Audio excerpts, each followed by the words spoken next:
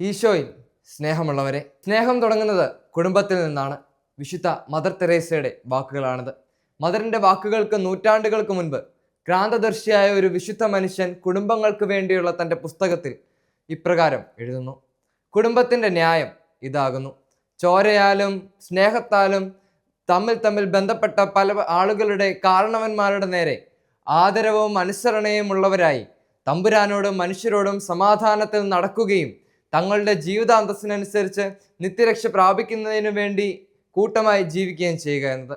ഇതിലൂടെ മാതാപിതാക്കൾ തമ്മിലുള്ള പരസ്പര സ്നേഹമാണ് കുടുംബത്തിൻ്റെ അടിത്തറയെന്ന് ചാവറയച്ചൻ വിശദമാക്കുന്നു. സ്നേഹമാണ് അഖിലസാരം മൂഴിയിലെന്ന് കുമാരനാശാൻ പറയുമ്പോൾ, ഒരു നല്ല അപ്പൻ്റെ ചാവരൂളിൽ കുടുംബചട്ടങ്ങളിൽ ആദ്യമായി പറയുന്നത് സ്നേഹത്തെക്കുറിച്ചാണ്. കാവ്യഭാഷയിൽ എഴുതപ്പെട്ട ഈ പുസ്തകം വിശുദ്ധ ചാവറയച്ചൻ ദൈവസ്പർശമായ കർത്താലാണ് എഴുതിയത്. അതിനാൽ തന്നെ പല കാര്യങ്ങൾ ഈ പുസ്തകത്തിലൂടെ ചർച്ച ചെയ്യപ്പെടുന്നുണ്ട്.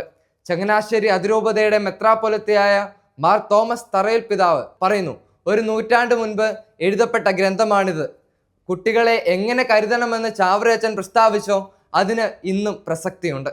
ഉദാഹരണത്തിന്, ഇന്ന് ലോകത്തിൽ ചർച്ച ചെയ്യപ്പെടുന്ന ഏറ്റവും വലിയ ഒരു വിഷയം തന്നെയാണ് കുട്ടികളെ ദുരുപയോഗിക്കൽ.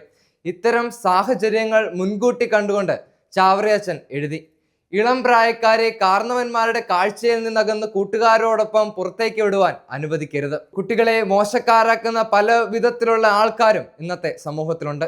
2024 ചൈൽഡ് അബ്യൂസിന്റെ കണക്കെടുത്ത് നോക്കിയാൽ 1,82,000 എന്നതാണ്. ഇത് മാത്രമാണ് റിപ്പോർട്ട് ചെയ്ത കണക്ക്.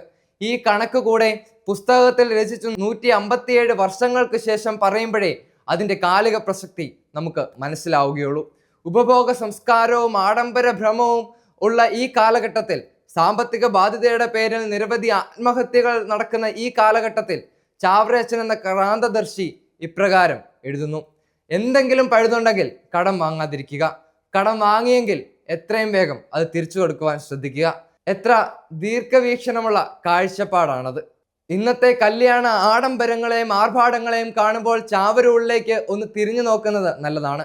അതിൽ ഇപ്രകാരം പറയുന്നു: നിങ്ങളുടെ കഴിവിന് കവിഞ്ഞ അധിക ചെലവുകളോ അമിത ഘോഷങ്ങളോ പാടില്ല.